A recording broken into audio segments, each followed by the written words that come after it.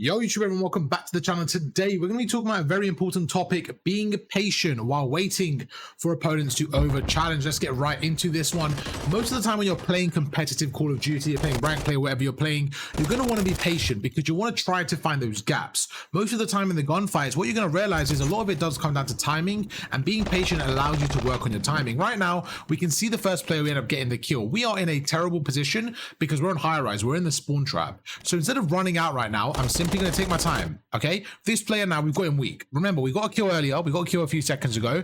We know that the second target, the enemy we're fighting, is around there. Okay, so realistically there's only two areas he could possibly come from that could be a danger to me and that I could be ready for. It's going to be this right there, and the other one's on the left. Okay, so all I'm going to do now is be patient for a second. If I was to run out this front door and he then peeks this left side, he has a clear shot on me and he's more than likely going to kill me, right? Because I have to worry about his teammates. So instead, I'm gonna take my time. I'm gonna hold the angle. You see he's not there, so I'm gonna hold the left, and we get perfect timing. Now my teammate also gets a kill. I get a 2-piece, so now that's 3 down, and we're now able to push up. Okay, so if you ever find yourself in scenarios where you may be struggling to break the hill or even get out of your spawns, make sure to be patient. It gives you more time to get ready for the gunfights.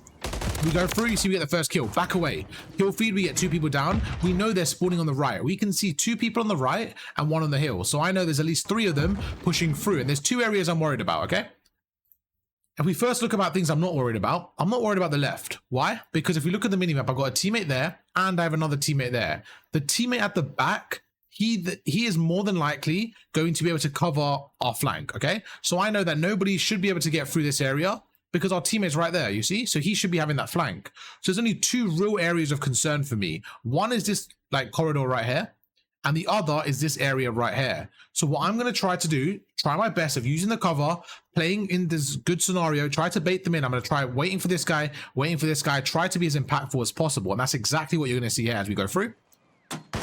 See, we're holding it, we're going through again. Why am I not holding the right here? I want you guys to stop for a second and think, why is Arv not holding the right? Am I making a good play or a bad play? There's one very obvious thing that stands out to me, which why I'm not looking at the right hand side. I'm going to show you right now. It's not about me, it's about my teammate. My teammate Tom, shout out Tom right here, he's watching this right hand side. So I am going to be a good teammate and watch the gap. In this case is this corridor here, right? So it's all about picking up the gaps. Tom, my teammate, has the right, so I'm going to naturally pick up this area. Let's play this out and see what happens. We get the first kill. That guy wasn't expecting it. He's running at me. We get the first kill. If we look at the minimap, someone's now flanking us. So immediately I'm going to worry about that. As soon as my teammate gets that kill now, you see he gets that kill. I'm like, okay, we don't need to worry about that. So I'm going to go through and okay. Let me go through that again. That makes more sense to me. That makes more sense. In this scenario, I thought my teammate killed the guy in the flank. But again, this is why the names are so important. In the game, I probably didn't realize this, but we go through and get 1. My teammate takes out another, so we're going to go through. And I want you guys to remember the name Tom here. Shout out to Tom again. Tom goes through, and he's the player that was on my left, okay? So now we're going to go across.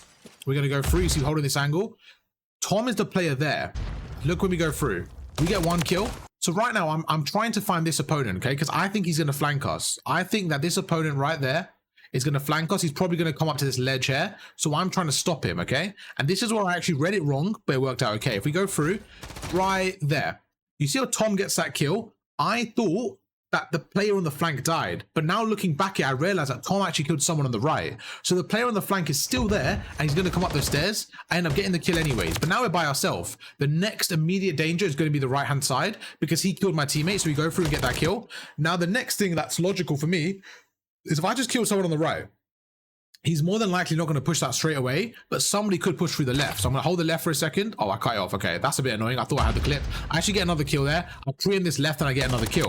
But again, being patient, waiting for them to overchow, using your minimap is always going to help you in these scenarios. As you get 1, get 2, get the 3. I believe we get the 4th as well, but I'm a bit silly. I cut that out. New clip here. Let's see what we do. So once again, we're going through. We're down by quite a lot here. This isn't a great game, but let's focus on the specific kill. We go through. We take out 1 player. We pinch the second. Really good stuff there. Now, as I back away now, this player knows that I'm on the stairs. Let's go through that again. So we're going to go through, we kill 1, and I want to show you how I bait him in. The baiting is really important. So we go through and take out 1.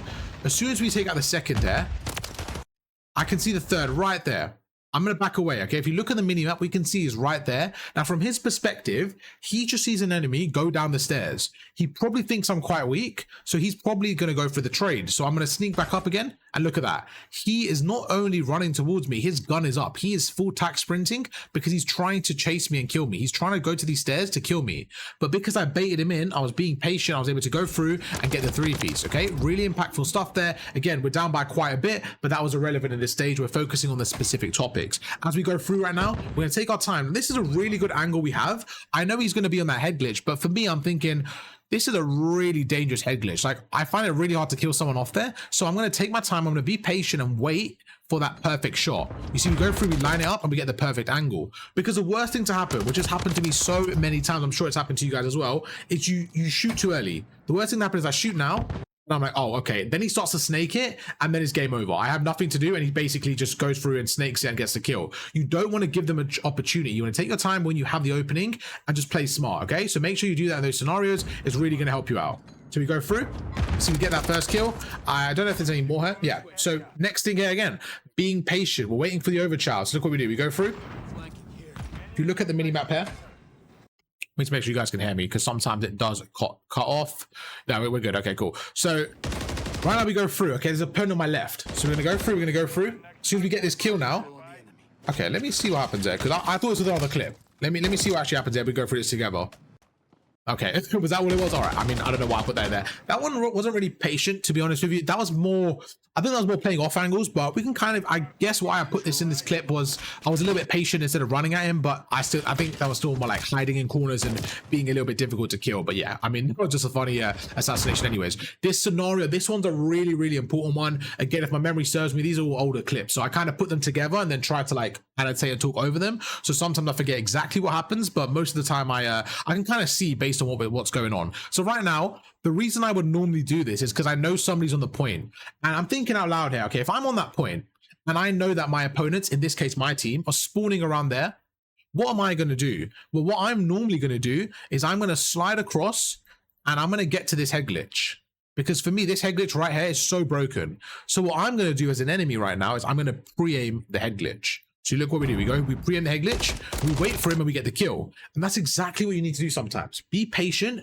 Do things where you think, okay, I know where the enemy's going to go. Instead of standing still or pre-aiming them, so instead of standing still or running at them, I'm going to be patient. Wait for a second. The amount of times I would have run in this scenario, I probably would have died here. If I just ran at him, he would have absolutely fried me. But me being patient, waiting for my team, look, we take our time, we get the first kill. Now I can get this tank control and let my teammates push up, and we have more of a progression on the hill. So it's all about the map control. That's basically everything we're working towards. We're going to go through. Again, we see one on the right here.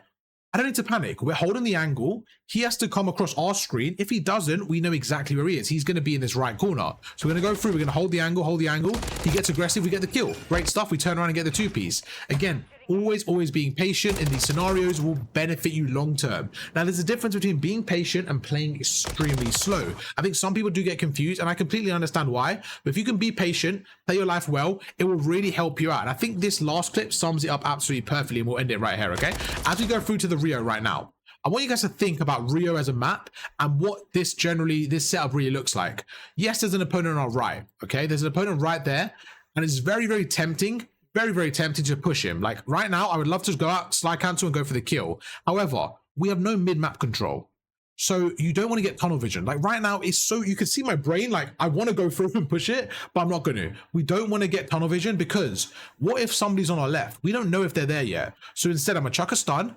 Then I'm going to watch the left. Why? Because I'm trying to get as much information as possible. If I didn't, let's say this guy doesn't push me. What I could have done is chucked a nade there, at least realize that nobody's there, and then push up. But look, we play it patiently. Think about it from the enemy's perspective. If there is somebody, let's say on the other side of this wall, right? Let's say the other side of this wall, right? They see that we are shooting from here. If you look at the red dots on the minimap, they can see us shooting. They're more than likely going to push this area because they think we're distracted by his teammate.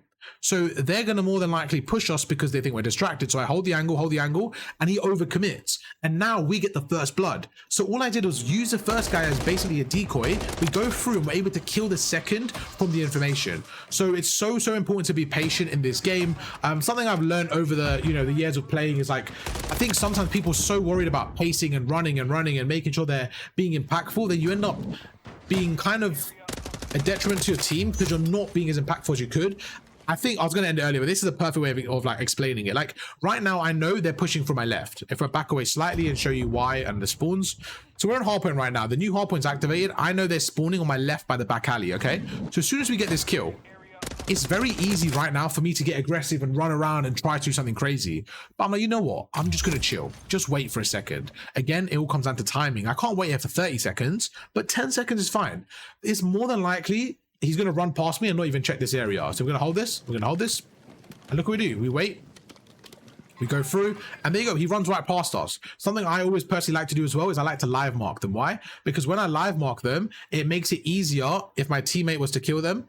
Let's say I miss my shots, right? At least my teammate knows where they are. So we go through, we live mark them, we get that kill, instantly reposition, okay? Very, very important. Hope you guys did enjoy the video. Again, if there's anything specific you guys want me to cover, let me know. Our main COD channel is this one. This is going to be 2 breakdowns a day. It's going to be coaching subscribers, specific mechanics, stuff like that. If you guys want raw rank play, like live com gameplay, that's going to be on our More of COD channel. The link is in the description. If you guys are interested in Warzone, we also have a Warzone channel. And of course, we are now starting a brand new FIFA FC channel that is also in the description. But YouTube, the last thing before we go, make sure to drop a like, subscribe, and also join us on Discord if you guys haven't already. And I'll catch you guys for another video tomorrow. Peace.